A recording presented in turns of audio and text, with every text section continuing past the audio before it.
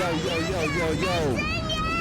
Your DJ has only Welcome to Bosstiviti World Podcast. I'm here with the biggest, the legend, the princess, the goddess, the hustler. She is the truth. Let's go. I got the CRAXK goddess in the building. What's up, CRAXK goddess? What's the motherfucking word? There she go. Man, I've been trying to interview you for a little while now. How long it's been? Oh, Lord, too long. Too long? Too long. Man, we've been trying to find out your story. Oh, yeah? Everybody want to know your story.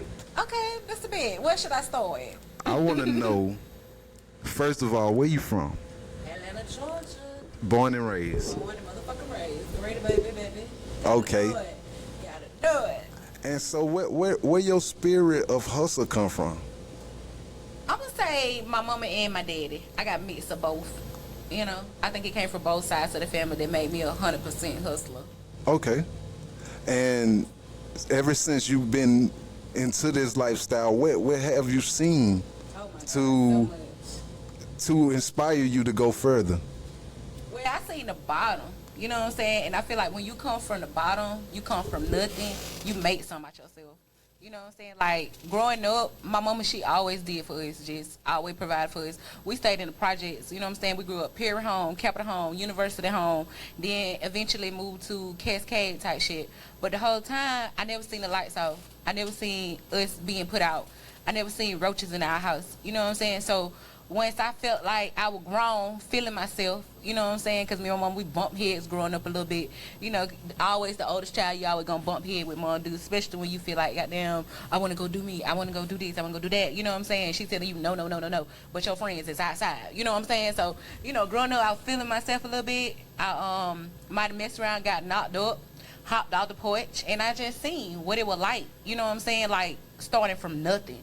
Like, once your mama cut your water off, it's time to just do what you gotta do. You feel what I'm saying? Because if your mama telling you, oh, no, I'm cutting you off, I ain't talking to you, I ain't talking to you no more right now, you gon' figure it out. You will figure it out. You gonna sink or swim, you feel me? Hold on, I got some clients coming in, y'all. Hold up. Hey, y'all, how y'all doing? I see y'all outside this weekend. Come in, bro, come in. All right. Let me say y'all got up in here. Oh, it's pretty. I like this color. Yeah, period, cool, yeah. What's that? I've actually seen the algorithm on the page thing, I guess today. Oh, that's what's up. Yeah, it was crazy because you stayed like right behind here. Oh, for real? No, we did not know you were right here. Girl, we've been right here for 5 years. 5? Mm-hmm. Yeah. Yeah, we've been right here for 5 years, y'all. That's crazy. But better late than never, you feel me? Period. At least y'all know where I'm at now. Absolutely. Let me tell y'all what I got up in here today. Okay. So I got some candy apples, I got a candy peach, I got some mixed Jolly Rancher grapes. Those got the blue raspberry, the green apple, the watermelon, and the cherry Jolly Rancher on it. Then I got the blue raspberry and the green apple Jolly Rancher. Then I got the watermelon and the cherry Jolly Rancher. Then I got the cotton candy grape. I also got some candy tangerine, candy pineapple, Okay. candy toast. These grapes, they $8.55 each, or you can get this. Come on. And then this side is $3 each. And then you get your babies. I was candy mangoes. Okay. But then I do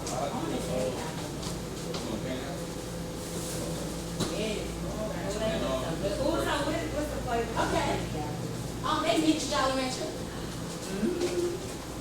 Okay. Yeah, they mix Jolly Rancher. I think that one is, if it's like straight red, that one is the watermelon and cherry Jolly Rancher. And then these right here got the watermelon, the cherry, the blue raspberry, and green apple. Yeah. That sounds good. And she actually does a radio show. Yeah, Oh, did for I? real? Did I look? I'm like a hot mess right now. Girl, who don't me? Girl, I was just leaving hot mess to my cousin come here, set up stuff, somebody gonna do me a podcast. I'm not sure. Oh, you had to be. I just had to do a little quick beat, you know. Absolutely. But girl, I be in here budding life. Yeah. Girl. Actually, look, we were just running up to the store because I had just came from my radio station at 2:00 a.m. So I was What? over it. Late? I was like, I'm hungry, so I was like, Late night radio station? Well, I had 4 interviews. So I was I got there about 7 o'clock, but I was in there for a while. Oh, okay, that's what's up. Period, girl. Then how be? Got to get done. So if you want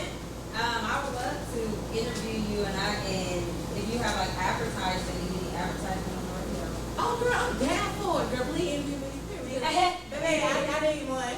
And that's what my cousin was telling me. He was like, a lot of people don't know your story.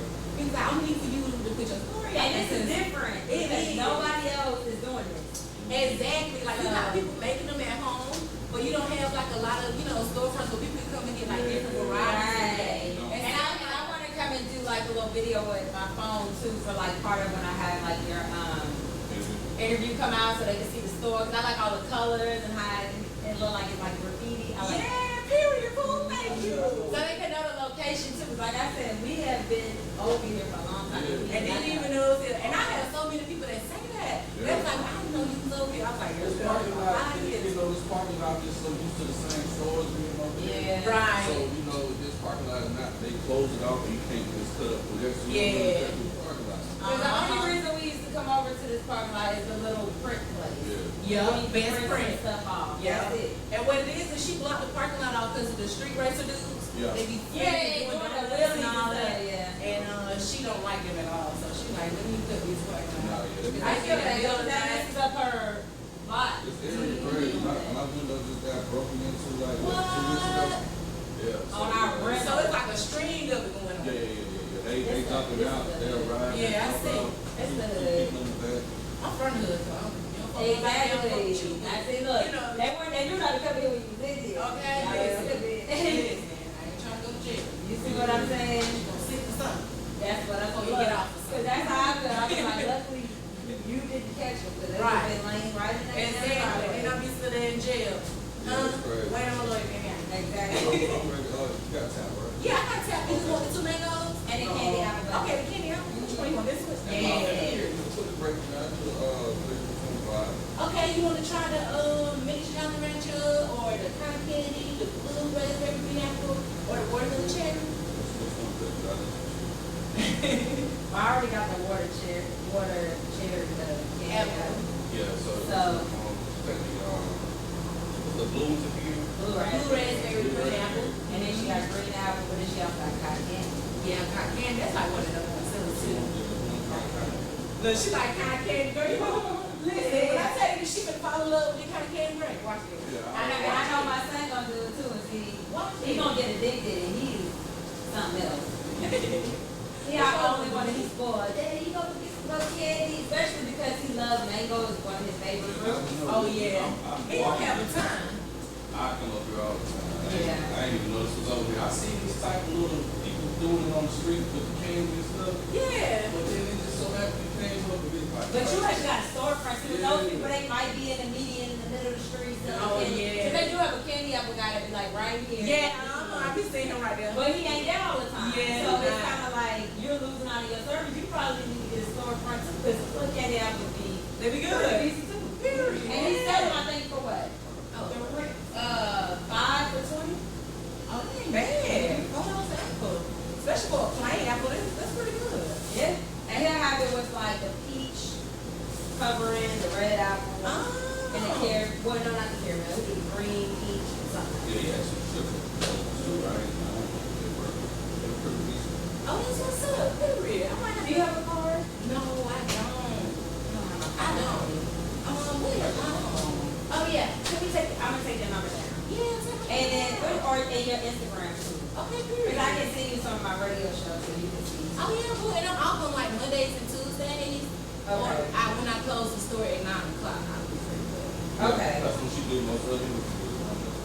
Yeah, so the guy that owns the radio station too, that is my engineer, that engineers my shows, he owns a beauty supply store. Oh, that's dope. So he's my sponsor too, but he gets off at like 7:30. So by the time I get up to the radio station, he's like around that time, 8 o'clock. Oh yeah, that's So good 9 time. o'clock, yeah, like it could be a late night. Period. Okay, Yeah. I'm here for it. Listen. And it's in Dunwoody. Okay.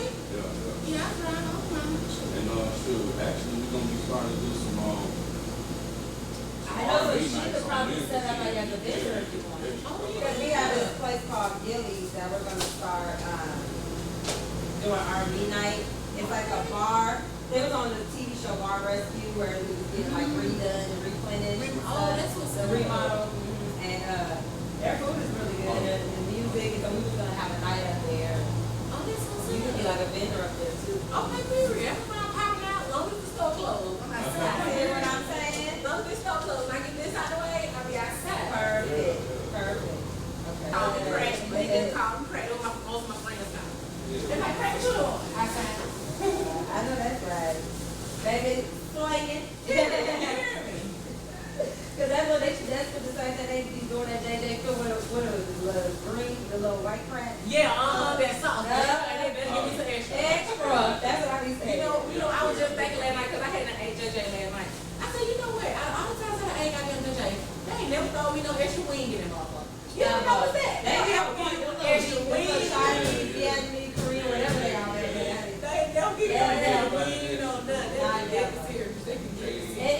called the Crack Shop on Instagram? No, it's called the Crack House. So it's TheCraxk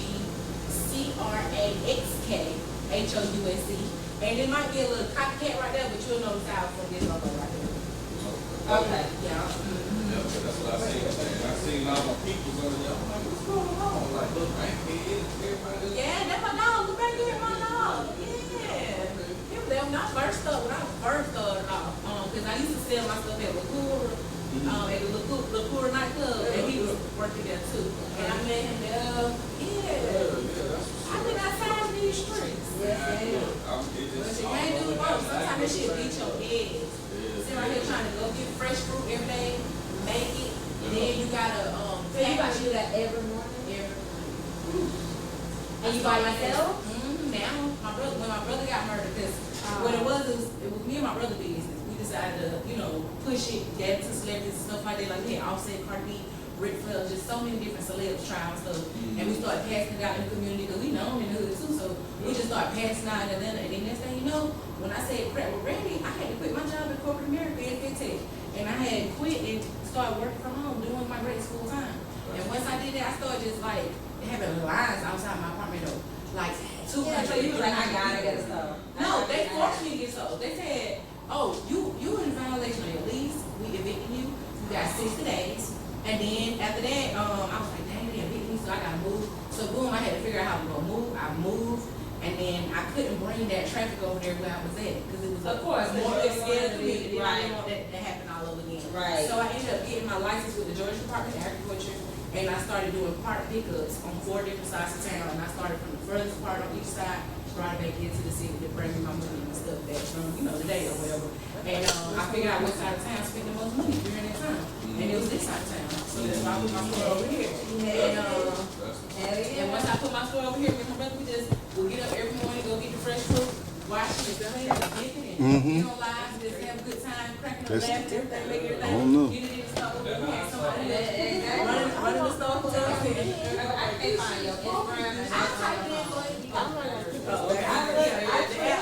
It will. It will. No, it said you can put it at the bottom where the Tyler port at. You can get some too. If you want some. I do it. You think that's your whole body like this? And that story you just told me exactly what I want to hear. Okay, but why not you? And then I opened this up, and then my brother, he got murdered by my cousin in his sleep. And it's okay, they was just up in the night before. What was they? So, no, they wasn't beefing. It was no that going on. So he had issues, like mental issues, where he was thinking about killing himself.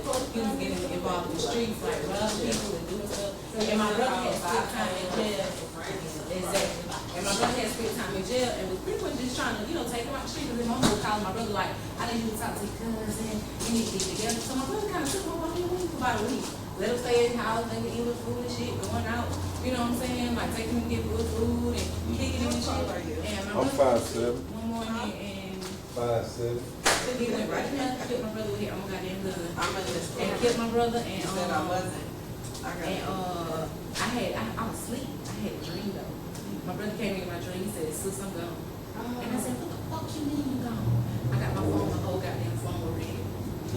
I already knew before I had pulled up to the scene. Then I said, "Lady from Atlanta murder homicide." And I said, "Oh my brother." He was big on my phone. And your cousin got a jail. What's the call? Don't be on my bed. Stole a lot of stuff out his house. He stole clothes. He stole the last outfit my brother had.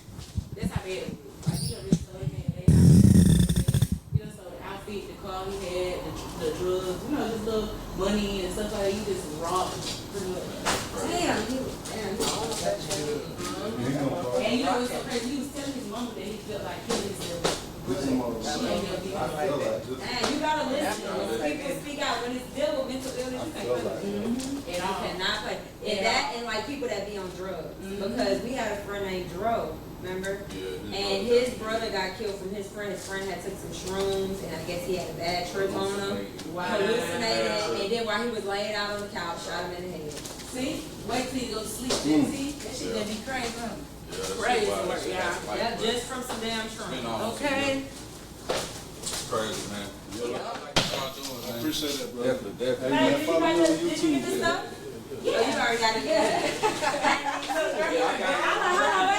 'Cause I got a great review about it. Don't play with him. Yes, sir. He tucking them away. Don't be stingy. Listen, he like, hold up. He secured that low. Really? How you holding it? He cuffed that motherfucker, okay? He got that motherfucker cuffed. You hear me? Yeah, it's on here, though. Bosstiviti.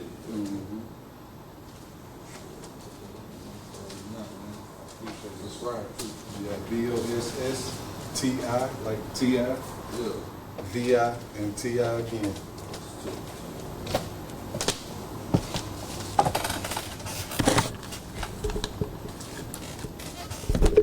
World Podcast. Yep. Yeah. Right here. Appreciate that, brother. Man, y'all take it easy. Y'all too. Y'all have a good one. See you soon, girl. I'm gonna probably contact you later on today. Okay, cool, boo. Figure out, like, some time and date. Okay, period. All right, boo. Thank you, boo. Y'all have a good weekend. Oh, yeah. Girl, you already know. You heard me. So, D, Uh-huh. where did it all start for you? Where it start for me? Your success. We want to know. Oh. Some people don't know you, and they want to know where did your success come from, and why it make you so happy. My hustle, you know what I'm saying? My dreams, my faith, my ambition. You hear me? Like, okay, so first of all, I never knew where my business was gonna go. You know what I'm saying? Like, I grieved in my craft for a while. You know, like when my mama passed, she was, well, before my mama even passed, she was making candy apples from home at her house. She was making like the hard candy apples, putting cotton candy on them, little swirls and twirls and nerds on them, and then she did caramel lines of apples, like pecan caramel apples and cereal candy apples, like cinnamon toast crunch candy apples, caramel apples, Snickers, Reese cups, Rolos, like white chocolate macadamia nut apples. Like, she did just so many flavors of hard candy and caramel apples. So when she before she passed, Shark Tank was actually coming down to Atlanta, and she was like, I don't want to go because I don't want them to tell me no. I don't want to hear nobody tell me no. I ain't gonna make no another apple if they tell me no. I'm like, girl, you don't bring these apple down to this doggone Fox Theater, hun. So I ended up asking her. I ended up asking my mama. I said, well, mama, if you make the apples up, I'll take them down there for you. You won't have to worry about them telling you no. They'll tell me no if they gonna tell me no. So she ended up doing it. She made them all up for me. She made everything up for me, wrapped them up for me, and I took my tail down there to the Fox Theater, and I stood in line with hundreds of people for Shark Tank. So me and my brother, we went together actually, and when we got down there, like, it was pouring down, raining, hair wet, I'm drenched, I'm like wet as all outdoors, and so I go down there, I start passing out apples. I didn't care to explain it or nothing. It was so many different judges sitting, you know, just in a row of tables, interviewing people. They were interviewing people. I didn't care to interrupt them. I didn't even want a conversation for them. All I wanted to do was drop the apple off at that table, and that's exactly what I did. Because once they seen that apple, they whole attention was just gonna go, where they at? You know what I'm saying? Because it was something that a lot of people didn't see. You know what I'm saying? Like, growing up, we had like regular candy apples, like red or green, and they were just plain. You know, they never had any toppings on them. So what I did was, or you might have a caramel apple that just had regular nuts on it, but not like Snickers and Reese cups and stuff like that. So I just started dropping apples at everybody's table. And once I started doing it, they just were looking at the apple like they did exactly what I thought they was gonna do. They looked dead at the apple and were like, oh wow, and continued to do their interview. And I continued to drop apples off and just go sit down and wait my turn, and that's what I did. So I sat there and I waited my turn, and when it was my turn, I still had apples left, and I presented the idea to the person that was, you know, auditioning and everything, and she was like, so where's your mom? Because you didn't make this, so where's your mom? You know what I'm saying? I said, she not here, but I can get her down here. And she was like, yeah, go get her. Period. So at that point, I was like, oh, she's gonna be so happy. So, you know, I get my phone, I call her. I said, girl, you need to put some clothes on because these folks talking about they want you to come down here. She was like, huh? What? I said, girl, they need you to come down here. Like, now. go put your clothes on and get ready. We finna go down here. She was like, oh my God, they really want me to come down now? I was like, yes, mama, like, come on. So she ended up getting dressed and everything, and we went back down there. They interviewed her. They loved her interview. The Channel 2 Action News was actually down there too. We ended up doing like a little snippet with them for Shark Tank being in Atlanta. And then about a week later, Shark Tank had hit us back and was like, we want y'all to go ahead and make a video so you can submit it over to us so we can go ahead and get you guys ready to come on the show and things like that. Wow. So my mama actually made the video at home, and she had like the camera people there for her, just doing the interview video for her. And then about a week later, my mom passed in her sleep. Wow. And she passed in her sleep. She actually had a seizure in her sleep, a grand mal seizure in her sleep. And when she passed, probably about a few days later, Shark Tank called us back, and I had to let them know, like, my mom passed. Like, I don't even know how to make this stuff. Wow. I don't know what I'm doing. So then at that point, my brother was like, sis, I know how to do it. I said, what? You know how to make mama apples? He was like, yeah, I sat in the kitchen with her a lot. I was like, for real? He was like, yeah, come on, let me show you. Right. And so he brought me in the kitchen, and he showed me how to make the apple, the caramel apple. He showed me how to make the hard candy apples, and we got in the kitchen together, and he was just showing me how to make the apples. Right. And my brother, at that time, he was doing a lot of things, like, in the street, you know what I'm saying? And he ended up getting caught up with some situations that caused him to get locked up. Gotcha. So once he got arrested, mind you, at that point, I'm like, dang, I just lost my mama and I just lost my brother to the system. Like, so I'm in the pot, just, continuing to create. At this time, I was working at Old Navy. And while I was working at Old Navy, I had always told my mom, like, I want to work for you. I want to work for you. I can't wait to just quit my job and come work for you. And when my brother ended up going to jail and stuff like that, I ended up going to school for paralegal, so that way I can learn how to be a criminal defense lawyer. Okay. I made that my thing. Like, I'm gonna help my brother get out of jail, even though I can't afford to do it. Like, I'm finna apply some of this energy towards criminal defense to figure out how I can help get him out of this situation. You know what I'm saying? Right. So, what ended up happening was, losing her and losing him, to the system, I just felt like, let me go ahead and transfer this energy and just put it into something that's gonna be beneficial for my spirit at this time. You know what I'm saying? Right. So I ended up going in the kitchen, just making my craft, like making the apples and stuff. I was fucking up like a motherfucker, okay? Like, when I tell you the candy was melting, it was sticking to stuff, I was burning up candy, the flavors was off. Like, I was just in the kitchen just messing up stuff. Like, it literally took me like a year to perfect that recipe my brother gave me and figure out what was I doing wrong that he did not, that he showed me, like, ain't no way I'm messing this up, and he done showed me this. Like, what am I doing wrong? Right. Am I doing too much at one time? Do I not got enough caramel together? Do I need to not water the caramel down so much? It just was like, things that I had to figure out, you know what I'm saying? Yeah. So after about a year, I ended up mastering it, and I ended up making candy apples for birthday parties and stuff like that my mom was doing. So I do like graduation parties and birthday parties and just like little snack orders for people on the weekend. And I just kind of used it like it was like a side hustle at that time. So I was just using it like as a side hustle, but also just like doing it to keep it. I feel like it kept me close to my mama and my brother, just doing it. So once my brother was in jail, and they actually offered him 25 years, do 15. Gotcha. And at that point, I was like, hell no, we not doing that. Like, I know I can't afford no lawyer, but let me go ahead and put up a fight. What is going on? So, I'm looking over his case. I'm looking over everything that's going on in his case. I'm looking over the things that his public defender is doing, and I'm like, why did he not say this? Or why did he not fight this defense in this way? What is it? Why are you not including this piece of information in this? Why are you allowing them people to give him 15 years, 25 do 15? Like, that's not something we finna do right now. So I ended up going down to the bar, and I put in a complaint on him because I felt like he was not doing the things that he should have been doing for that case. Gotcha. And I ended up writing up a letter to the Bar Association, going out, filling out a little complaint form. Sure did. I filled out a complaint on his motherfucking ass, and then I submitted it. And once I submitted it, he ended up calling my phone. Because, mind you, there was somebody I couldn't even reach. You know what I'm saying? Gotcha. So what ended up happening was, he called my phone. He was like, I just received your complaint. I need you. Can you come down here?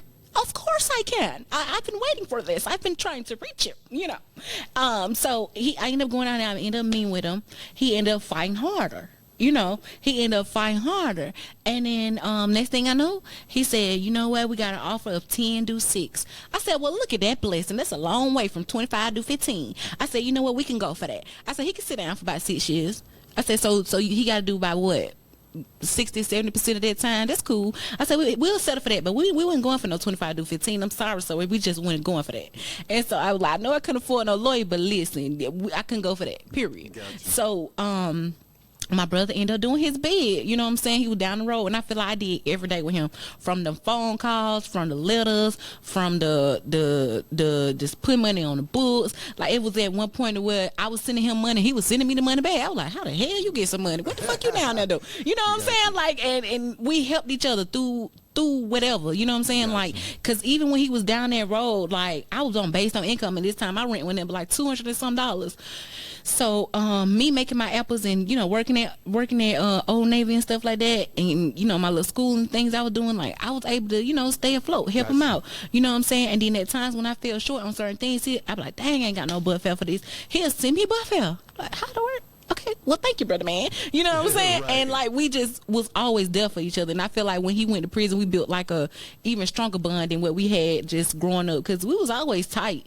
You know what I'm saying? It just kind of got stronger when he went down that road, you know. Yeah. And once he came home, oh my God, I was so excited, because I had done been in the kitchen, you know what I'm saying, all them years he had been gone. Cooking. So I've been, yeah, exactly. He was gone for about 4 years. So I started this in 2014, you know what I'm saying. Once I perfected everything, it was like September 2014, I got it down pat. So I ended up making grapes and peaches and plums and tangerines and mangoes, and I just took every fruit that I can get that I could find consumable for me. I tried everything, and just once I did that, it kind of like, hey boo, how you doing? Period. Okay. Yeah, she kind of gave us a crack. Hold on, y'all. Okay, hold on. And yes, ma'am. You finna go? I want to finish the story. So good. That was my baby right there, boy. That's the only lady who ever opened the door for me. 2, 3 o'clock in the morning. That shit is so hard. Yeah. Where's my candy? Okay, yeah, let me grab it first. This is awesome. I can't wait till you post it. Oh yeah, I'm gonna edit this fuck out of it.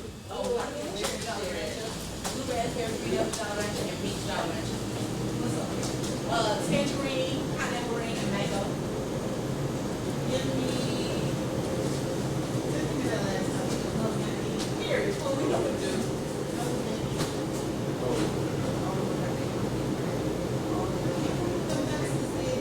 Girl, me neither. I cannot believe I said, oh my God. I thought I'd been here too long. I ain't never had nobody do nothing like that. And then, girl, in the camera, I thought it was a jacket did it. It was no jacket, like 3 years ago. With masks and gloves on. I guess they was on spree, because somebody in Conyers told me that theirs got broken into the same night. Well, you know what? It's gonna come out. Period. Thank you. You know I got to. You know I gotta do that. Do it all. Let me do that. Nice to meet you too. Wednesday through Sunday. 5. You ain't gonna get no little crack hand than this. Thank you, boo. Period.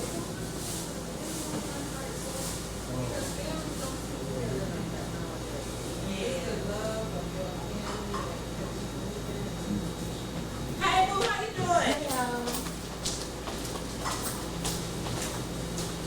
Let me tell you what I got up in here. So I got the mini Jolly Rancher grape. I got the blue raspberry green Jolly Rancher grape, and the royal cherry Jolly Rancher grape. Then I got a cotton candy grape filled. I got mango, pineapple ring, and tangerine. Okay. Okay. You did that. No, it's. Oh. Okay, period.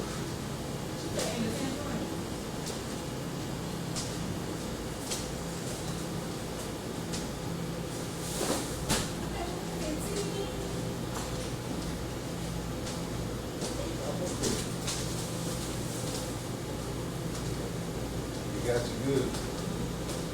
Dang.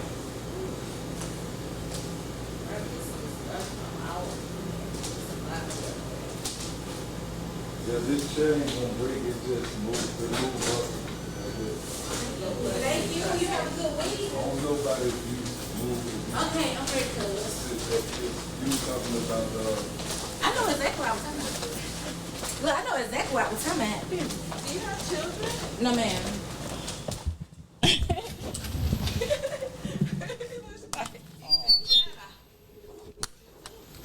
So we back. Okay, bitch. So we back. Y'all, we had to get the crack out the door. You know what I'm saying? Period. Let's Because go. I'm gonna make sure my baby's all right. I need help. Crack house streets. You know what I'm saying? Okay, so back what I was talking about, y'all. Let me carry my bro, because bitch, you know I weigh a little couple pounds. Period. Okay, so look, listen. So boom. So 2014 to 2018, I had all that time to like perfect my craft and just like stay in the lab, stay down, make it. And I used to always tell my brother the stuff that I'm creating, and he used to be like, "Oh my god, so that's so dope. Damn, I wish I could taste that shit." You know what I'm saying? Right. And once he came home in 2018, he was like, "Man, we finna take off with this shit. We finna take off with mama business. Mind you, we still ain't had no name for the business. So we gonna take off with this shit. We gonna get this shit in everybody's face. We gonna put this shit in everybody's face." And I'm like, you know what? I'm with that shit. Let's do it. Fuck this shit. You know what I'm saying? Like, you home, let's do it. And I just feel like we were just on so much high vibrational energy, just like happy that we got each other now. We outside. You know what I'm saying? Like, you free. You don't gotta worry about that no more. Like, you ain't gotta worry about, you know, nobody telling you it's time for count, no none. You know what I'm saying? Like, we outside, my boy. You know what I'm saying? So we were just like high off life. You know what I'm saying? And my brother was like, "I want to go make some apples." You know, when he came home, he was like, "I want to go make some apples." You know, so I was like, "Shoot, come on, let's go do it." So I went to the store, went and got the stuff for the apples, right? But what he didn't see was I doubled back in the store and I went and got some grapes. And then I went and got them grapes and I kind of just, you know, put them in the clutch. So we went in the kitchen. He made up his apples, and I stuck my little grape in the pot, and I made up probably like, I'm gonna say about 15 grapes, and I put them in the freezer. I let them sit in the freezer for a minute. Boom. Once he got done, he was like, "Oh yeah, but the apple good as a motherfucker. The apple good as a motherfucker." I was like, "Uh-huh." I said, "I know you happy to taste that motherfucker. You ain't had that bitch in years." You know, we just joked about it. Right. So after that, I went to the freezer. I said, you ain't never had these. I said, "These the grapes right here. Taste these motherfuckers." Huh? Wilt them out on them. Wilt them out real fast. I said, "Taste these." You know, taste these. You know what I'm saying? So I gave it to him. I said, He said, "Boy, what the fuck? Boy, what the fuck? This shit taste like dope." I said, "Boy, you funny here. Shit don't taste like no goddamn dope. You ain't know what the fuck dope." He's like, "So I ain't lying. This shit good as a motherfucker." I said, "Oh, bruh, let's name it the Crack House." I said, "Let's name it the Crack House, but let's do CRAXK. Because, you know, all candy cooked to a hard crack or a soft crack." I said, "So let's just name it the Crack House, like the candy house." Right. I said, "That'll be dope. Like, let's just do that. Let's name it that." He was like, "The Crack House, sir?" I said, "Yeah, the Crack House." He was like, "Shit, I'm with whatever you with." I said, "Let's do it, period." So we named him the Crack House, you know what I'm saying? So at that point, we like, "But we got crack," you know what I'm saying? I was like, "Yeah, but we having crack, we having big slabs." You know, we just making all type of jokes, you know what I'm saying, about it being crack. So I hit the streets, you know what I'm saying? I went and hollered at a lot of my player partners that I know, you know what I'm saying, growing up, like my boy Barlow. I went and go holler at my boy Jay Shot. Went and go holler at just people that I knew, you know what I'm saying? Like, there was, you know, outside that just like, you know, be outside, you know what I'm saying? Right. They just be around. You know, I went to Ashby, started passing them out to my boys on Ashby, Try and Pete, and, you know, just giving them to everybody, you know, just that was outside. Went to Oakland City. My brother was getting them out in Oakland City. We just was outside in almost every hood, just giving them out to people. Like, letting them try, like, "Bro, try this. So try this. Try this. Try this." You know what I'm saying? We were giving them to the folk that we grew up with, the folk that we knew, you know what I'm saying? Just like pass them out, giving them to people, just putting it in their mouth, you know what I'm saying? Like, you ain't gotta pay for it, eat this shit, you know what I'm saying? Try this shit. It's either you like it or you don't. Spit that shit out, you don't like it. And then we never got a rebuttal for it. Nigga was like, you know, because nobody never seen that before. So they looking at the back like, "Oh, okay, shit, let me try the motherfucker who don't like a grape." You know what I'm saying? So they all just trying. They're like, "Oh, damn, so this shit," Barlow was like, my boy Barlow, he was like, "Damn, so this shit busting." And one thing about Barlow, that boy that always ate my food. Like, my boy Barlow, we go so far back. We used to work at Kroger. Kroger together. You know what I'm saying? And then we just got cool. Like he was always my little player partner. I might cook up a little breakfast sometime and Matt know he'd be like, hey bro, I cook some food. He'll come pull up, eat with me. You know what I'm saying? Like I always just had like a close rapport with, you know, certain people. You know what I'm saying? So yeah, did that. We start getting it out, just getting it to people. And then my brother had a close friend, more like a brother, cooked that shit up quick. He did a lot of music. He do a lot of music, not did. He do a lot of music, you know what I'm saying? So my brother pulled up on him, gave him some grapes, and just so happened Offset was there and some other celebrities and stuff was in the vicinity. And my brother was like, y'all try these, eat these. You know what I'm saying? He started getting it to him. Right. And I was at home asleep, you know what I'm saying? I'm not in no studio. Right. You know, I'm somewhere else, knocked out asleep, getting ready for work the next day. So I end up waking up the next morning, and I was in my room. My brother was in the living room because we shared my apartment in Magnolia. He slept in the living room. I slept in my room. Right. You know what I'm saying? Until we was able to afford to move somewhere else to where he can have his own space and I can have my own space. Because mind you, he just came home. So boom.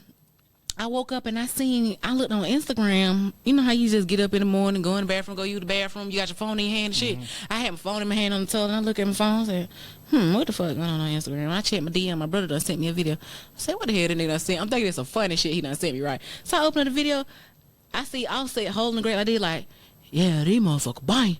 I was like, wait, that look like my goddamn grape bag. I was like, oh my God. I go there, my brother. I said, get your ass up. Wait, boy, you ain't tell me you gave the goddamn grace to Offset last night, boy. I said, I could kick your ass. Why you ain't call me up there? So, you know, I said, what Cardi was at? You know what I'm saying? So I'm just like, what? Oh my, I'm just floored. You know what I'm saying? So at this time, I'm working at Atlanta Station. In corporate America at WorldPay. It's like a credit card processor company. So I was working there and I go to work the next day. I'm on cloud 20, not 9. I'm on 20. You hear me? I'm happy, okay? I'm like, I'll sit there, had my stuff. Ooh. You know, I'm lit at work. I'm showing my coworkers like, girl, look, girl. Like, I'll sit had my grapes last night, girl. I can't believe it. Like, I was just so, like, shocked. You know what I'm saying? And so, after that day, like, I got off work around 5 o'clock, and my brother was like, come on, so let's make us some grapes. Let's go tell folks that the crack ready. I know these folks want to try, like, they want to eat some. Like, the people that ain't had none. I was like, shit, that's a bet, let's do it. So I go in the kitchen. My brother, he went, like, fast with dipping, so I just kind of always just dipped up all the grapes at first. I was just dipping them. And then after I got them done, I posted on my social media. I said, crack ready. Like, that was just my thing, crack ready. Like, because people already knew where I was at. You know what I'm saying? Right. Like, I wasn't scared for nothing. You know what I'm saying? I just, like, crack ready, pull up, come get some. Right. That's what people did. They came right to my front door, do, like a real can, like a real trap, do. You got some grapes? I sure do. You got a $10? They sure did. And boom, I gave them the grapes. So, boom, and at that point, it started, like, people started coming a lot throughout the day.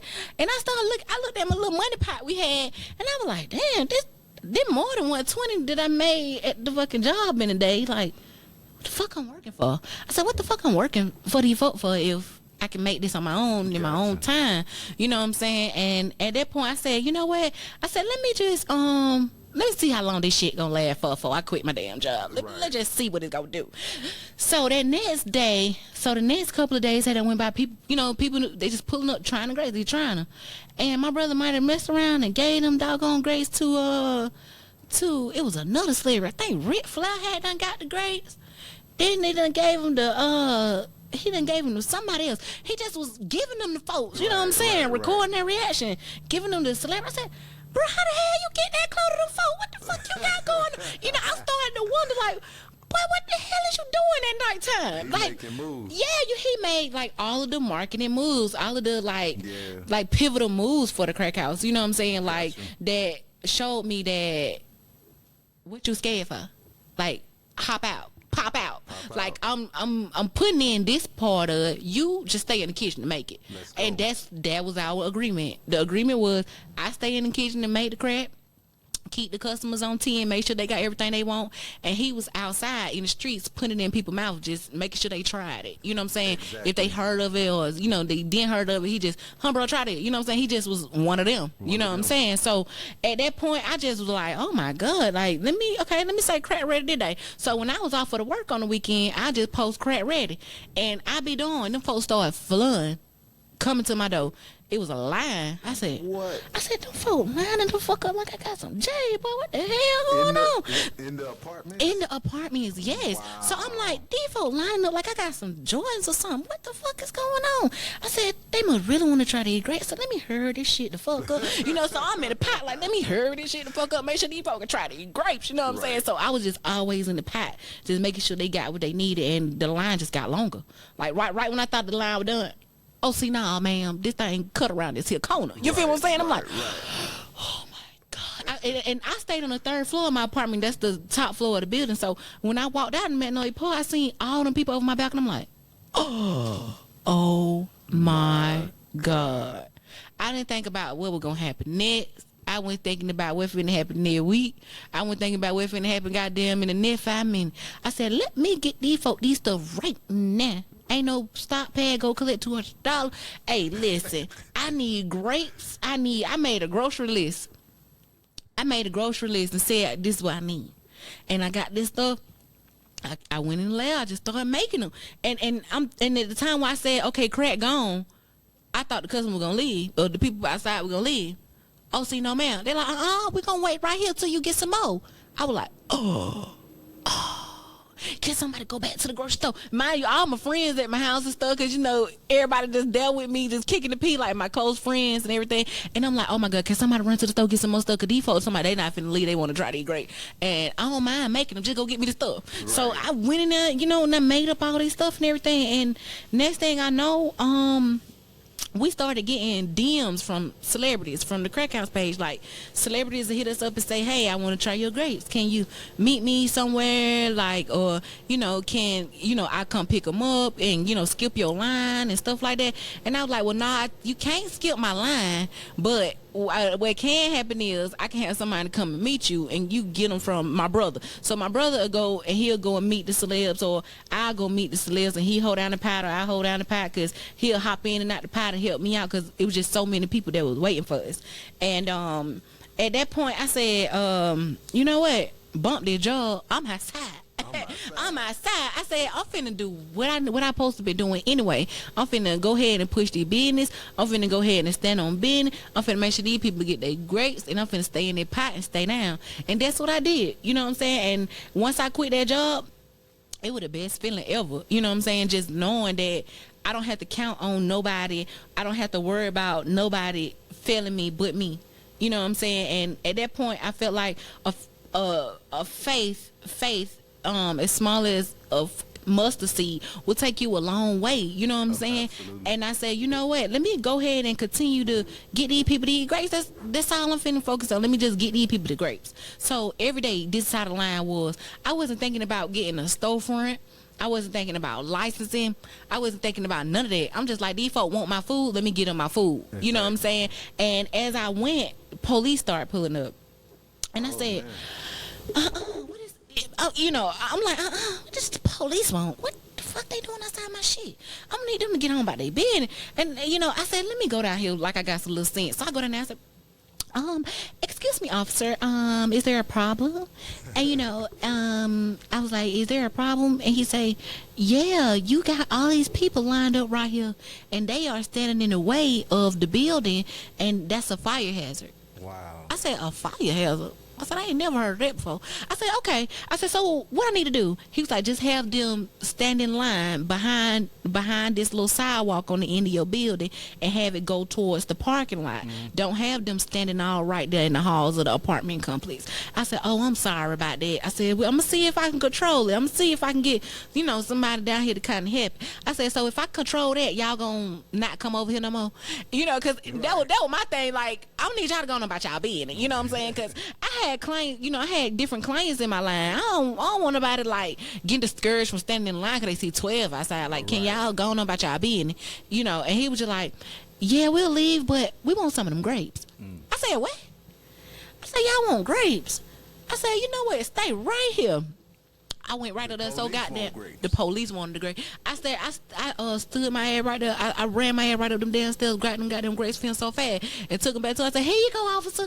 I said, they not standing right there no more. You see, they move. I said, so you can go on where you gotta go. And he left. They left. I be damn, they came back every day, wanted grapes. The police wanted the grapes. They made sure that line went going into the apartment building, and they wanted grapes. And guess what? I gave them grapes every time to get the hell on. Not trying to be funny, but I did, and it was just the best thing, you know. Right. Hold on, I got somebody else wants some grapes. Okay. Hey, Pooh, how you doing, girl? Come on up in here, girl. I'm acting all scared. Hold on, right quick. Hey, Pooh, happy weekend, girl. How you doing? Girl, good. I see you. I said, oh my God, she had me waiting the damn girl. I didn't see until I got home. I said, ooh. I said, ooh. Let me tell you what I got, Boo. So I got the mixed Jolly Rancher, the watermelon cherry Jolly Rancher, the blue raspberry green apple, then I got a cotton candy, I got a pineapple ring, mangoes, tangerine. Okay, period. Yeah, they showed you, girl. I ain't gonna lie.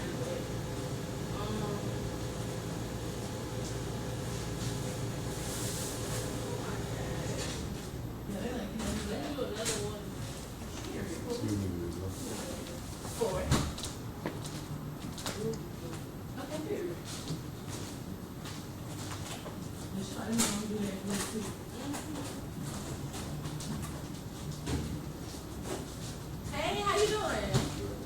Good.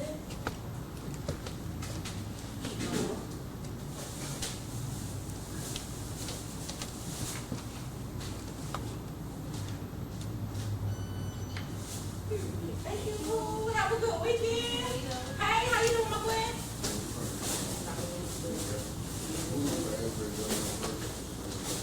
Okay, period. You're lucky 'cause I got one left.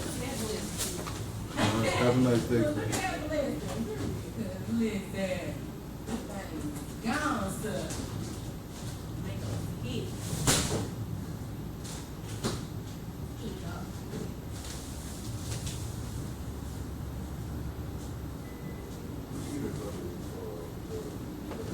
Okay, period.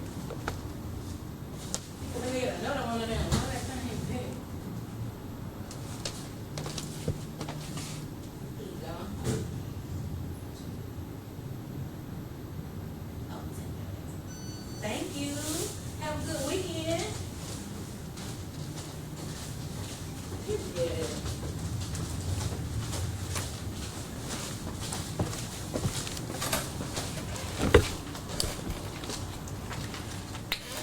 Oh, shit. Hey, my girl. Damn. I'm straight. You know.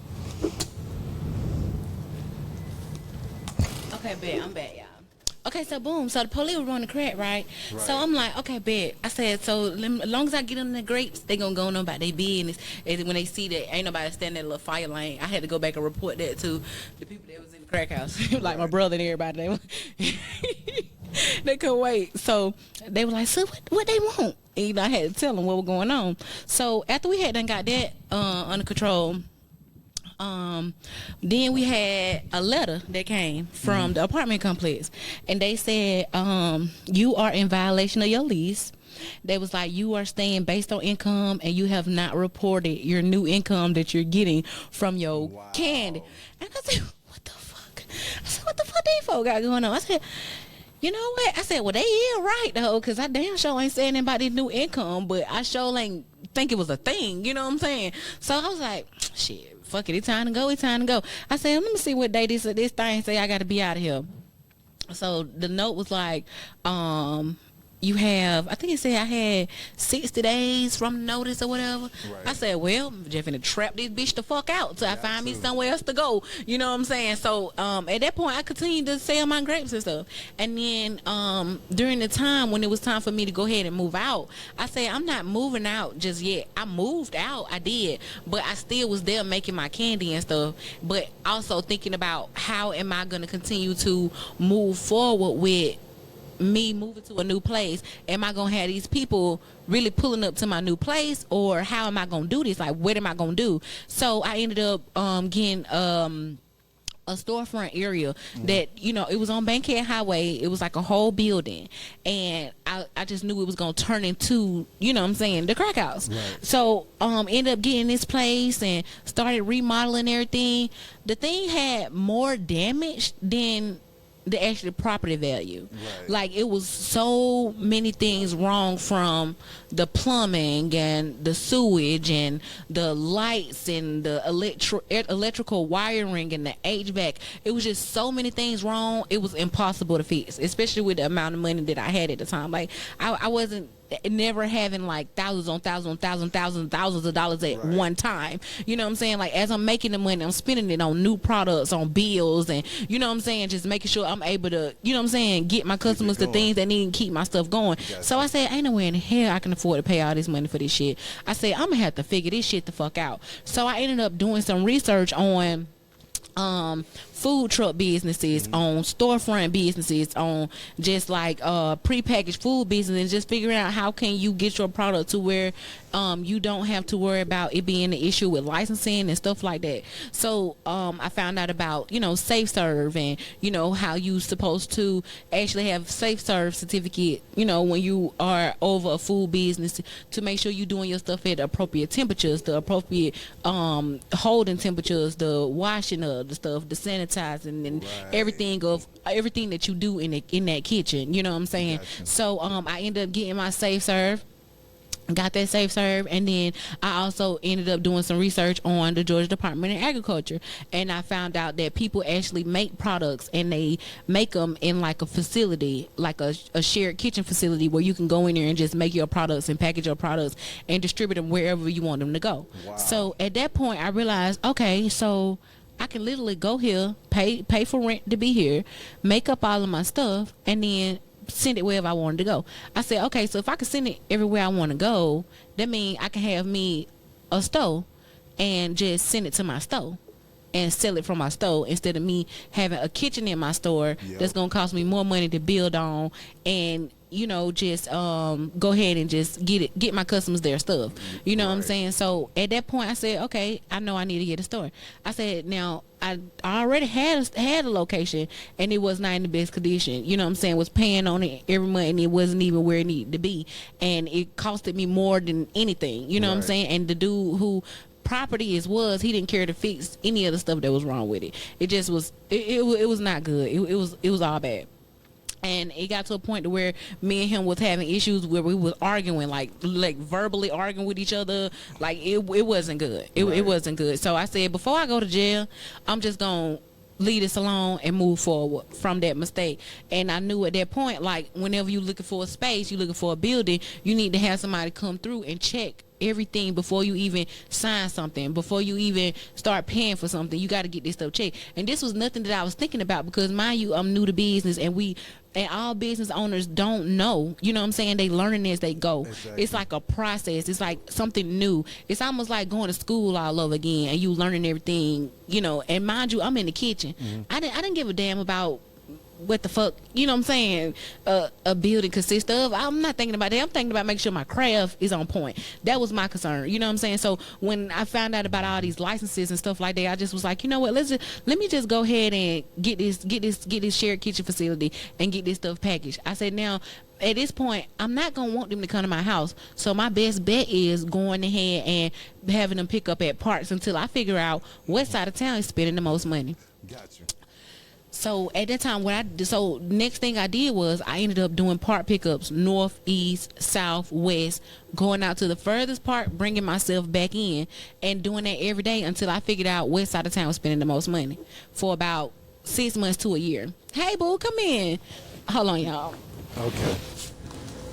Let me tell you what I got up in here.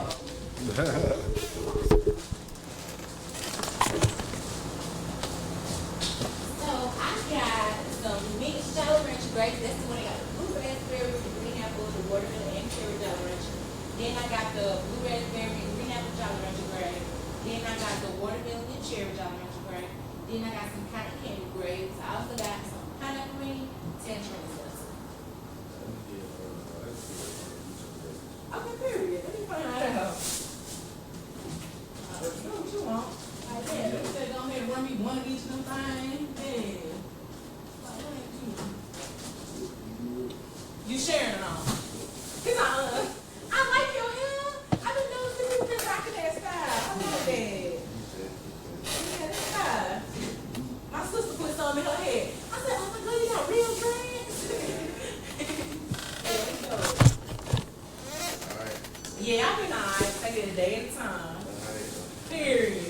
you so much for sliding through. Have a good weekend. Big bro, follow us on YouTube, big bro. YouTube. Yeah, Bosstiviti. Bosstiviti? Yeah, this right here. Alright, appreciate it. Yeah, it's gonna pop up Bosstiviti World Podcast. I'm gonna check it out now. Thank you, King. Okay, period. And I'm big. Okay, period. And I'm big. So.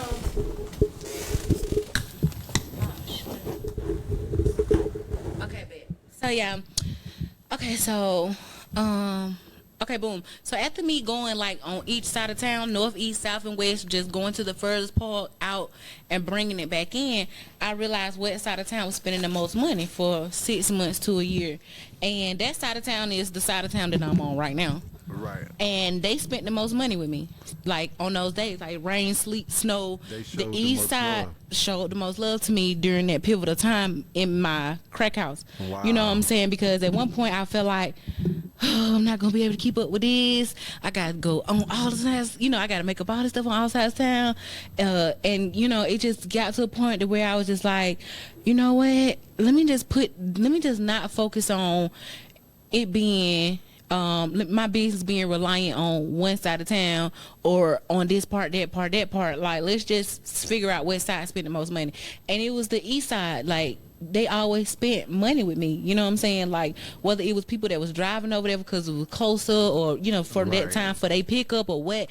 I don't know what it was, but the east side spent the most money with me during that time when my crack house got shut down. And when I say my crack house got shut down, I mean the one that was in the apartment, because it was no vibe like that ever, you know, in crack house history. Like, that part right there is like legendary. Like, if you was out there in that crack house line, you done seen me came over that balcony talking about, hey y'all, what's up y'all? You know what I'm saying? Like, I always spoke to them, whether it was from the balcony or from, you know what I'm saying, the line, me coming back in, or from the grocery store or from the food spot. Like, people recognize who I am, and I'm like, what's up y'all, what's word? You know what I'm saying? Like, what's going on? That old girl so proud of you. That I'm like, thank you. You know what I'm saying? Like, I never just been the sedity type, you know what I'm saying, or somebody that just felt like I'm better than nobody. Like, I never been like that. Like, my energy speak volumes, you know what I'm saying? Respect. And I just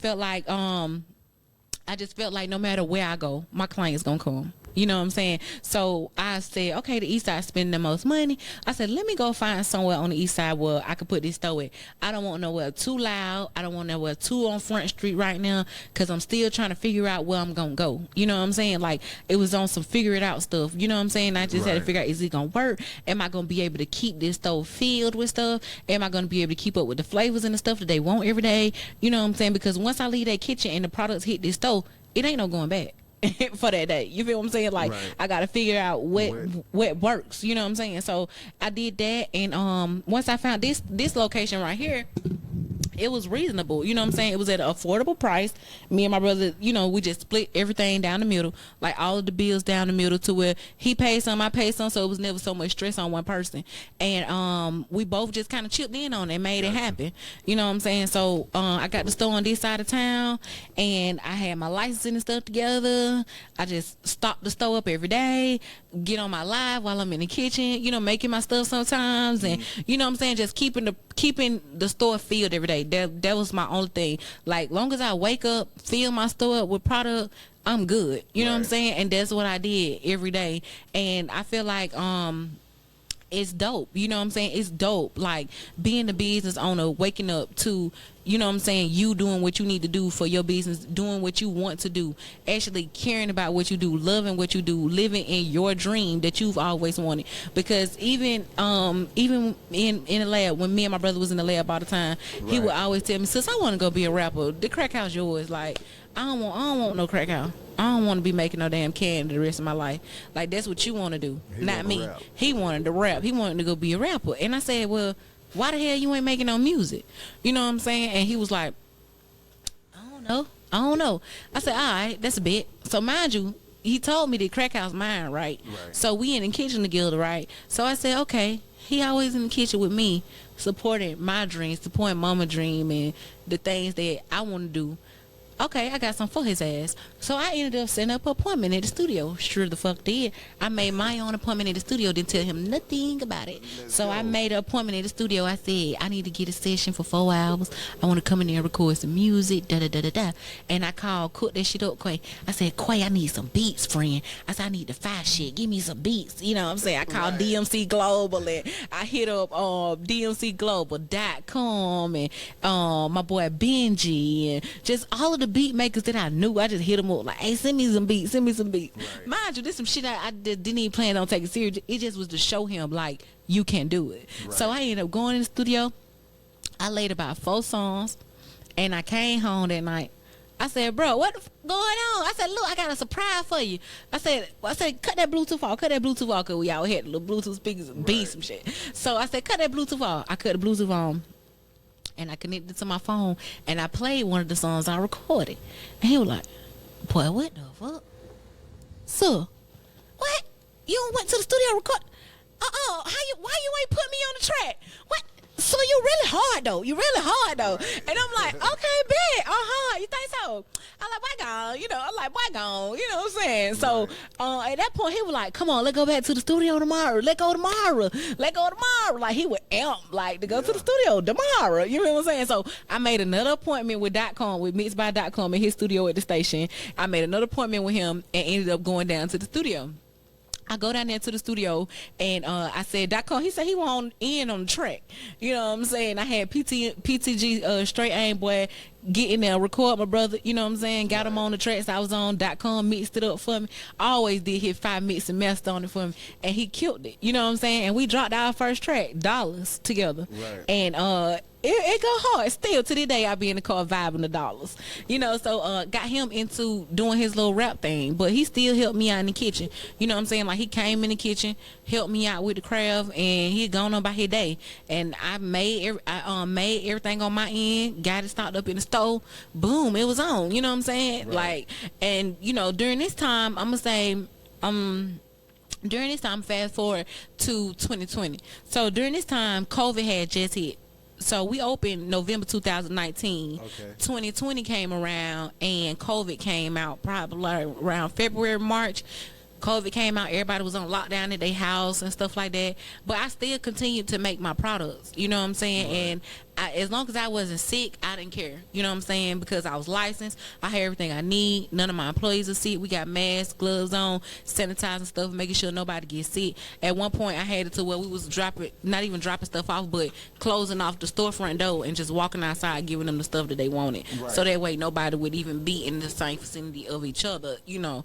And did that, and, you know, it was going really good. You know what I'm saying? Like, getting everybody stuff, you know what I'm saying? Even throughout COVID, I feel like my sales increased throughout COVID. Wow. Like people was actually spending more money because I guess they was at home, you know, and you know they was like spending more money just getting their products and make sure they got the crack, the latest stuff I dropped. So, and I always just kept new innovative stuff going on, like peaches and plums, and just throwing stuff in their face that I done seen that they ain't seen. Yep. You know what I'm saying? And that right there, it took me far, you know, just being consistency, you know what I'm saying? Just staying down with what I said I was gonna do and just being happy in everything I do, and just made sure I made everybody happy that did touch my products. And that right there was just so dope. And 2022 come around, the beginning of 22 come around, me and my brother was in the middle of a very big business deal to where we was actually gonna get a lump sum of money from a very popular person and open up a storefront and remodel a whole new location that we actually owned and get this store to a whole new level. You know what I'm saying? Like a whole new level. Like it was a lot that was gonna happen. And my brother was actually killed in his sleep by my cousin's cousin. So that kind of like set me back mentally. Because not only did I lose my brother, but I lost my business partner, my best friend, like, and I just felt like I needed a break. You know what I'm saying? Like a mental break. Like I didn't want to deal with social media. I didn't want to answer my phone. I didn't want to answer no text messages.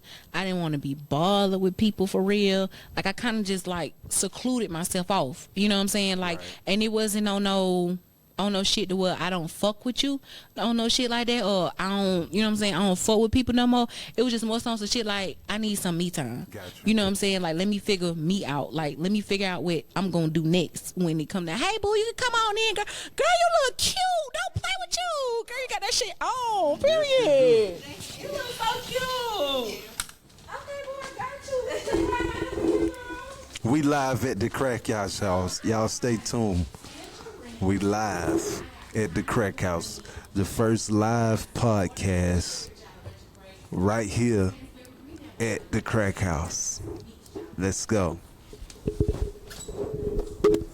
blue raspberry, you that one? Period.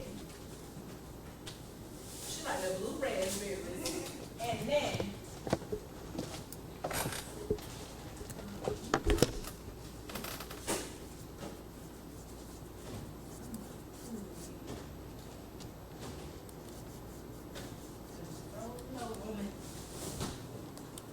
where you going, girl? You outside play.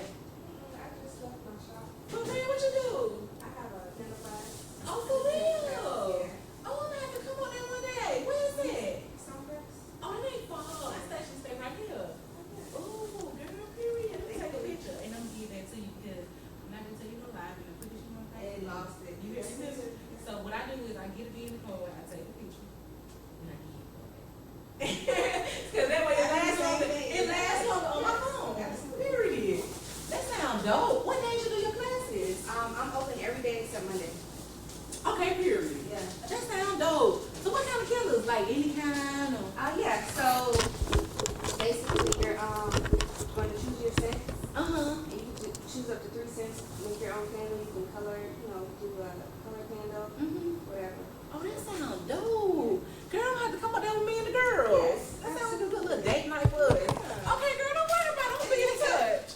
All I'm right. gonna be in Y'all have a good touch. day. You too, boo. Thank you.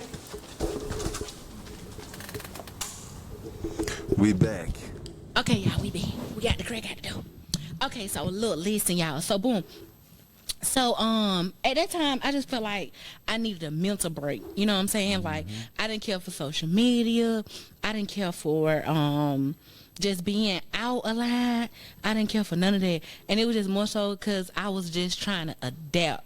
You know what I'm saying? Like, because I feel like one of the biggest lessons in life is not like trying to rush and make it through your storm, but learning to adapt through that motherfucker. You know what I'm saying? And it was more so of me just trying to adapt to my new norm without my brother around, because me and my brother was on stuff where we'll wake up in the morning calling each other phone like, what you doing? Like half-ass sleep, like, you up yet? Get your ass up. You know what I'm saying? Or, you know what I'm saying? We FaceTime each other. We talk throughout our days. We talked every night. Like, we was just always, you know what I'm saying, just in tune with each other a lot. Like, we planned our days together. Like, come on, let's go get some lunch at this time. Let's go get some drinks here. Let's go get some food here. Hey, this girl just opened this, or this one of my homies just opened this. Let's go pull up at a spot, show some love. You know what I'm saying? Like, oh, it's this such birthday. This person want to have a video shoot. Let them rent out the crack house. Like, we just always just, you know what I'm saying, like, was a part of each other day-to-day routine. You know what I'm saying? So it was hard for me. Like, for a while, I was waking up throwing up. Like, and I don't know how, you know what I'm saying? Like, I just wake up crying and throwing up, like, and just sick. You know what I'm saying? Like, it was fucking with me for a while, you know what I'm saying? And then I ended up gaming on the Oculus. I ended up learning about an Oculus. It's like this VR headset you put over your eyes that Mark Zuckerberg came out with, and you go in there and you build stuff and you create. You know what I'm saying? Like, you build like little businesses and worlds and jumpy things and your grapes. Like, I went in there and made like a crack house inside of the Oculus. I really did. And I told people around, and people from all around the world was in that Oculus. And I used to tell them about my crack house in the Oculus and just, you know, meet different people in there. I met people like Mims in the Oculus and 2 Chainz in the Oculus and just different people that was in the Oculus that you wouldn't think was in the Oculus. You know what I'm saying? And, you know, just telling them about my business. You know what I'm saying? And, you know, I I just started socializing back in there first, you know, because I was at home. I feel, you know, like, okay, boom, I'm at home, I'm in my environment, you know, let me meet these people. You know, you shaking hands with motherfuckers in there and everything, like, from your sofa. You shaking hands with these folks, like, what going on? You know, hey, how you doing? You know what I'm saying? And I got a crazy flip up. So, listen, I was having a good time. I've always been a social butterfly. In everything I did, my mom used to always tell me that you such a social butterfly. And is. So, yeah, I end up meeting people in Oculus, and I end up like opening up a little more about, you know, my business and, you know, like my brother death and how it impacted me. And then I started getting stronger, you know what I'm saying, with that, and just continuing to adapt, continuing to make sure my store was still open no matter what I was going through. Even though I wasn't showing my face, my products were speaking for me. Facts. You know what I'm saying? Like, even though I wasn't on live making all my stuff all the time because I just didn't feel like being on there, I still was putting stuff in my store. You know what I'm saying? Like marketing my new items that I did make, letting them know what's in there for the day, and, you know, just continuing to do what I want to do and live my dream. But as far as like my day-to-day life outside of my crack house, where it involved my brother, that kind of like got hard for me because it was hard to adapt, you know what I'm saying, to like start doing stuff on my own, you know, without my brother, you know what I'm saying, and just like start like just doing what I wanted to do, because it was almost like when me and my brother got on the phone to plan our days and shit out, like we did what each other wanted to do, you know what I'm saying, like I want to go do this, I want to go shoot guns at the gun range, I want to, you know what I'm saying, so we just kind of always just did what each other wanted to do. And a lot of times I was just thinking like, dang, I'm finna go to the gun range without bro. Man, hell no, I ain't going. You know what I'm saying? It started getting like that. You know what I'm saying? And at that point, you know, I just was like, you know what? I feel like I've been grieving too long. You know, I think I need some therapy. I started, because before I started going to therapy, I started drinking a lot. Like I was drinking wine. Like I'm not an alcohol drinker, but I started drinking wine a lot. I just started drinking wine. Like every day I find myself buying a bottle of wine. I'm like, why am I keep drinking like this?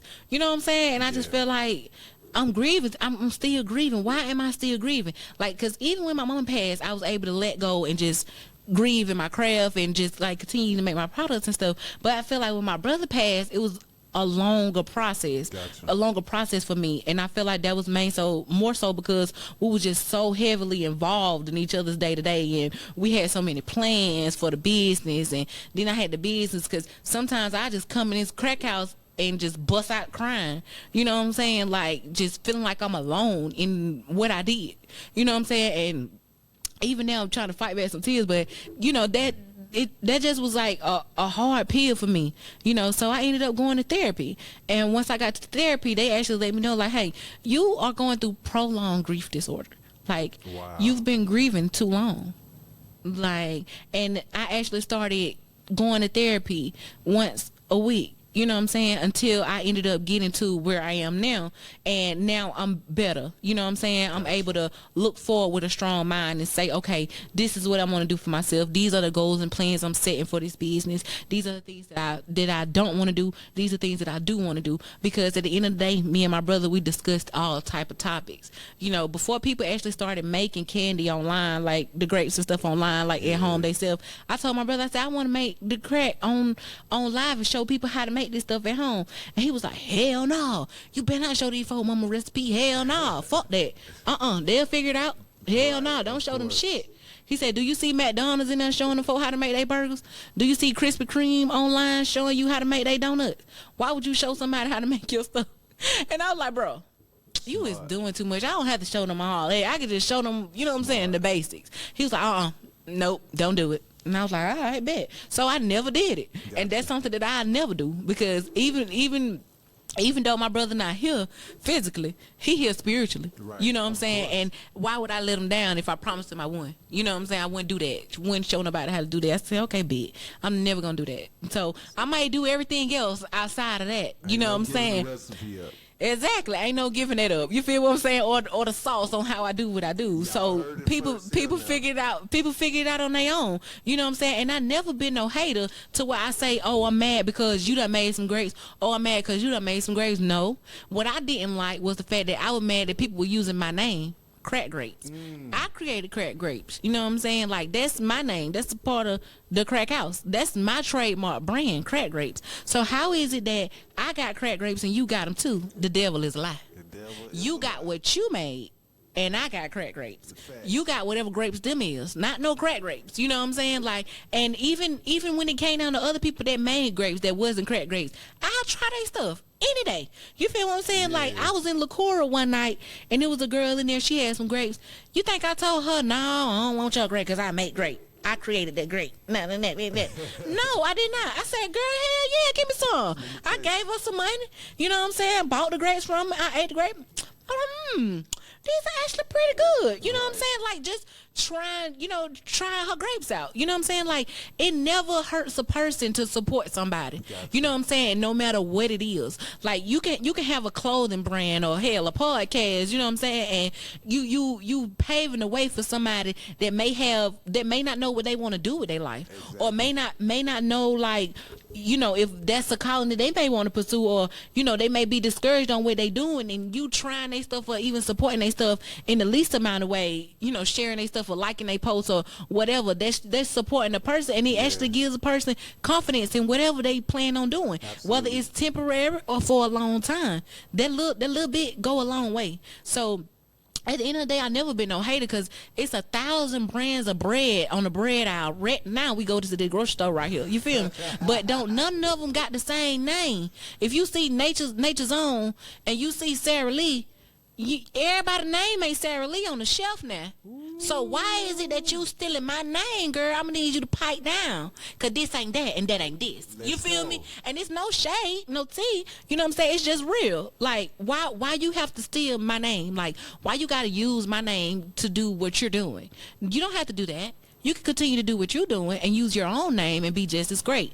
You know what I'm saying? Like, and it's no competition in nothing, because everybody sits in the lane of their own. And that's what's wrong with people. They so busy trying to compete with somebody, they don't understand that you in your own lane. You know what I'm saying? Like, you don't have to go at the same speed as shouting next door. Like, you could be on the highway, ain't nobody going the same speed shouting. As much as you want to think you going the same speed as somebody, baby, you not. You going 65 and that girl over there going 62. You know what I'm saying? Y'all going 65 over here. You got somebody going 95. You got somebody going 101. You got somebody going 120. You got somebody pushing a 200 on the motherfucking dash. You feel what I'm saying? Like, everybody is in their own lane. So when people feel like they competing or it's a competition, it's not that. It's not that, because we moving at our own pace. And the things that you doing in your life and the things that I'm doing in my life, they are completely different. We're not waking up using the same toilet paper. We're not waking up using the same brands of toothbrushes and toothpaste, and we all sit in our own lane, and people be so busy trying to compete with each other or looking at another person's success, trying to value themselves at that same level or put themselves at that same level, right, when they may be more. When they may be more than that. You know what I'm saying? And this is something that people they tend to look past. Like, why you so concerned with what the next person doing? Focus on yourself, because the more you focus on yourself and your dream, the better things happen for you. Wow. So, wow. First of all, I want to say, man, we want to give you a big shout out over here. A round of applause. Thank you. From Bosstiviti World Platforms, we respect where you come from, Queen. You done your thing. You've done your thing. But I got a couple of questions I want. Oh yeah, come on, ask me the questions, sir. You ready? Yeah, I'm ready. What's the tea? Okay, so do you like music? Of course, I love music. You do? Mm-hmm. Okay, a new artist just came out by the name of Sexy Red. Get it sexy, ba ba da da da da, pow pow pow. Yeah, I like sexy. Period. Okay. I like sexy. Do you think Sexy Red is good for the culture or bad for the culture? I think sex is good for the culture. We love a bop. You know what? You know, growing up, we always had a bop. You know what I'm saying? Like, we had D4L. You know what I'm saying? The Franchise Boys. We had, you know what I'm saying, Fabo out there. You know what I'm saying? We had DJ Walk It Out. You know what I'm saying? We had bops growing up. You know what I'm saying? And like Soulja Boy, you know, we had them bops. You know what I'm saying? So it's like when you in 2024 and everybody rapping about killing and robbing and doing, you know what I'm saying, all that, you got somebody out here like, bow, bow, bow, bow. Get it sexy. Yeah, everybody feeling sexy when they hear this shit. They out there bump, dun, dun, dun, dun. You know what I'm saying? I feel like it's a bop. You know what I'm saying? Like it's a dance thing. You know what I'm saying? I don't feel like it's more so on a sexy red, more so on like a whatever people try to make her to be. Like the girl is a vibe. Like let's just vibe, just chill. You know what I'm saying? Like people, I feel like people be overdoing it and doing too much, and you know having their own perspectives on everything. Let's not focus on it. Let's focus on this music. Do you fuck with it or do you don't? Or do you don't? Do you like the vibe and just chill and you know have a little bop? You know what I'm saying? Or do you don't? Like, and I fuck with that. So I want to throw out a list of names. Okay. And I just want you to give me which one you fucking with and which one you ain't. Okay. Glorilla or Sexy Red? Please don't do that. Please don't start this here shit. Now, first of all, I like both of them. It ain't no this or that. No, I like both of them. What wrong with that? What wrong with liking both of them? Okay. Cause I feel like everybody in their own lane. Remember I told you that, right? Sexy in her own lane, Glorilla in their own lane. Right. They not in the same lane. Why we comparing? Okay. Nobody is in the same lane. Stop comparing people. Stop go. comparing people. Stop it. Just go. stop it. Okay, then how about Megan Thee Stallion or Cardi B? Now why would you do that? Didn't I just tell you? Everybody is in their own lane. Ain't no this or that. I like both of them. Okay. And you know damn well Cardi my girl. I know. You know damn well Cardi my girl. Don't do her. Don't do Meg either. Don't do that. You know what I'm saying? Everybody in their own lane. They pop their shit. Meg pop her shit. Cardi pop her shit. Period. Trina or Remy Ma? What I just tell you? Stop comparing these folks. They in their own lanes now. I like Remy Ma and I like Trina. What's the problem? If one had to go right now out of Trina. What you mean had to go where? Out of town? On a plane? Where? If they catalog, their music catalog had to go. What one did you? Which one would you choose, Trina or Remy Ma? That's fucked up. You know it's fucked up, right? That's fucked up. That's fucked up, right? That's you know what? I'm from the South. I ain't from the North. So I'm saying Remy Ma can go and Trina can stay. Cause I know most of Trina music, but I don't know a lot of Remy music cause I'm from the South. You know what I'm saying? Like Florida and Georgia not too far from each other. You feel me? Last one. Mariah Carey or Mary J. Blige? Which one had to go right now? Now you a dirty motherfucker for that. You a dirty motherfucker for that. You know what? And get what? I'm gonna leave that shit right there in the air because both on slept. That's some fucked up shit you just did right there.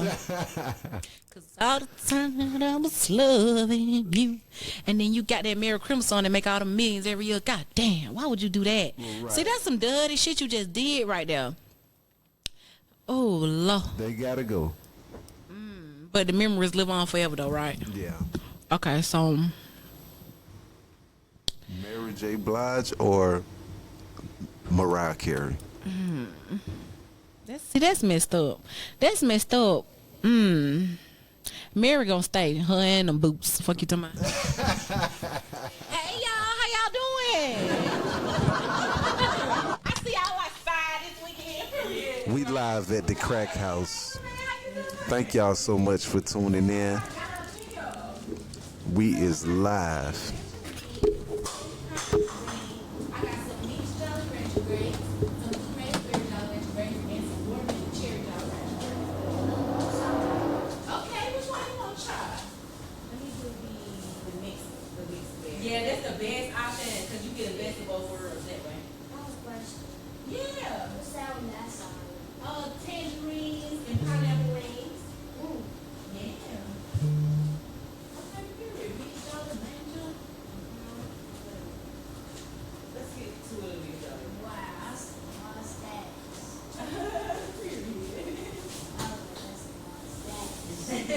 Yeah. Gotta have some in legs now. There you go. All the way.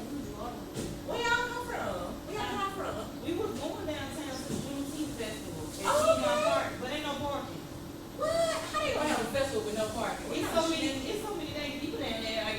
I got an Uber jump off. Pretty much. You told me that, so we just went out to eat and came back. Oh, okay. Well, period. Right. No, you only did it like that. Yes. No parking. Good grief. Parking spot. Right. Thank y'all. Thank y'all. Y'all have a good You weekend. too. Bye, little man.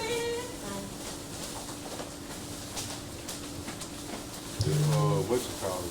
Hello. It's okay. I'll lift it up. My fault.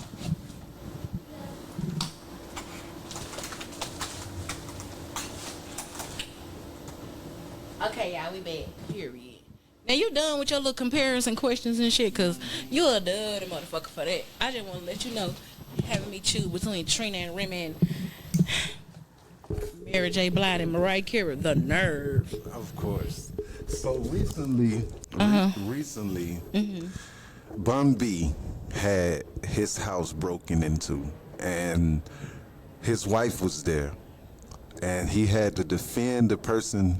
He had to defend his wife against the person who broke into his house, and the person got injured by Bun B. However, during the course of the incident, when the guy who broke into the house went to trial, Bun B showed and he testified against the brother. And so I want to know from your perspective, by Bun B being a rapper, was that considered snitching, or is it justified what he did? What you mean? That's justifiable. Like, for one, it's the man's wife. You know what I'm saying? So when you got a wife and you got a husband, that's a part of you. You know what I'm saying? So it's like, it would be no different if he was there alone and somebody came in his house and, you know, did all of that, and you already high profile. And see, that's another thing. People always put in a title on somebody. Why I just can't be Bun B? Why I gotta be the rapper or have all these big ass titles and you holding me up to this pedestal when I'm a normal person? Not the fact that I don't like the things that I accomplished or the things that, you know, the success that they done created, but at the end of the day, they are people. You know what I'm saying? So it would be no different whether it was you or me. You know what I'm saying? If you done shot somebody, you know you done shot somebody. These folks got your ballistics and fingerprints and everything on your shells or whatever, and they know this done happened in your house. You got blood in your house. You damn near there to defend yourself. Right. From what you done did. You feel what I'm saying? These folks want to know, why did you shoot this man? Because at the end of the day, he could be put his freedom on the line. You know what I'm saying? By not showing up and defending the reason why he did what he did. Because otherwise, people gonna say, oh, the rapper shot somebody and got away with it. Yeah. Or the rapper shot me and now I want to press charges on him for him shooting. It's a lot that come with that. Yeah. So at the end of the day, I'm just going to say that it's justifiable. Because at the end of the day, people are people. And people are always thinking about stuff from the outside looking in instead of putting themselves in that person's shoes. Right. And that's 9 times out of 10, that's 99% of the problem with the world. People don't put themselves in nobody's shoes. They be so busy looking at you on the outside and assuming and thinking, or if I were her, I'd do this. Or if I were this person, I'd do this. First of all, take your shoes off. Take them off. Put mine on. And imagine you with me. Close your eyes. Imagine you with me. Imagine you went through the things that I just went through. Imagine that this was your home. Imagine that this was you in this situation. Right. What would you do?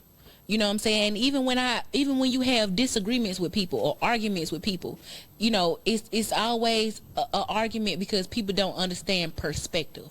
They don't understand how to exchange shoes with each other and say, oh, what if I would have did that to her? Right. Or what if she would have did that to me? How would I feel? A lot of people don't do that. And that's why you got so much conflict and violence and misunderstanding, because people don't see things the way you see things. Right. I got you. Like, I really don't know the full details surrounding everything that done went on, so I can't really say too much. Gotcha. But what I can say, based off of the stuff I've been seeing in the media, it's a joke. Like, they just need to just free everybody at that point and, like, let it go. Let it go. Just let it go. Just free everybody. Just let the shit go. Because the stuff, the little court clips and stuff they been posting up, you just be like, huh? What's going on? What? Like, y'all tweaking. You know what I'm saying? So like, let me ask you another question. You know, I like to do my little questionnaire. So everybody is chasing BBL now. Do you think that BBL are natural?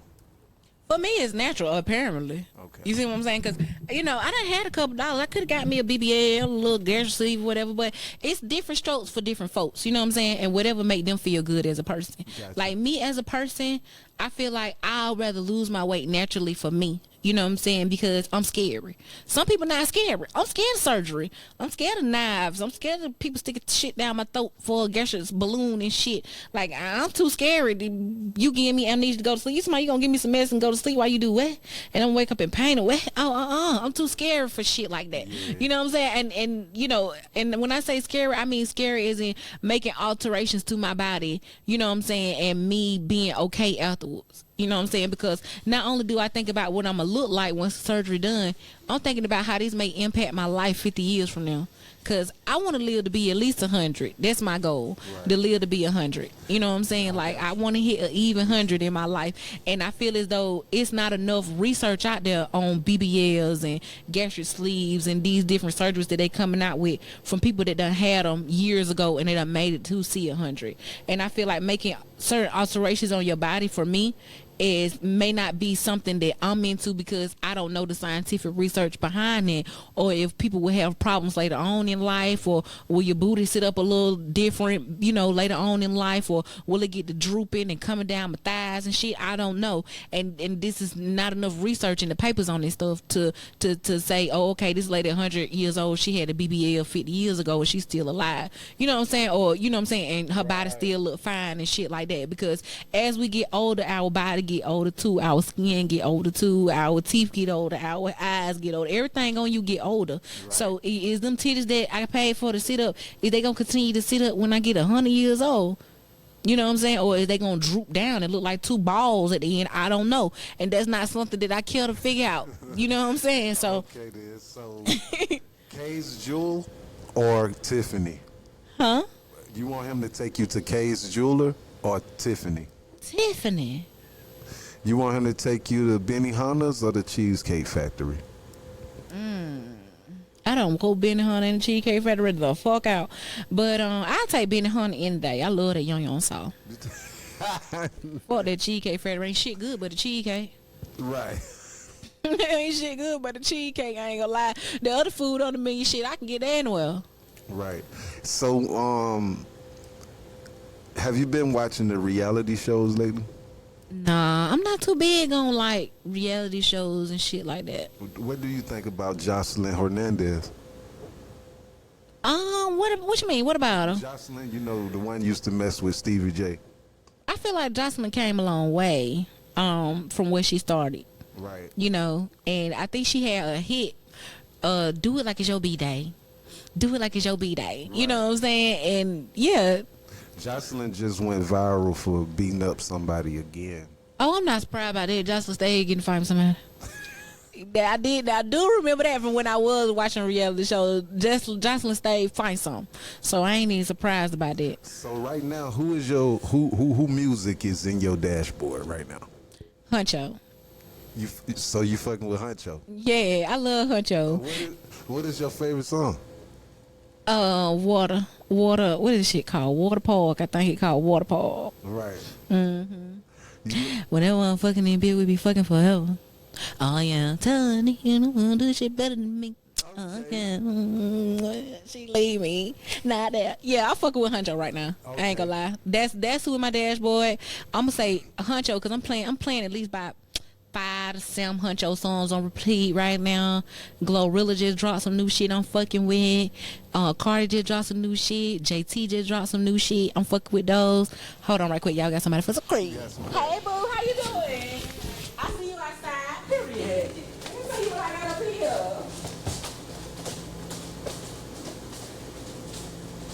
So I got some mixed Jolly Rancher grapes, some blue raspberry green apple Jolly Rancher grapes, some watermelon cherry Jolly Rancher grapes, some pineapple greens, and tangerines. What was the first one? The mixed Jolly Rancher.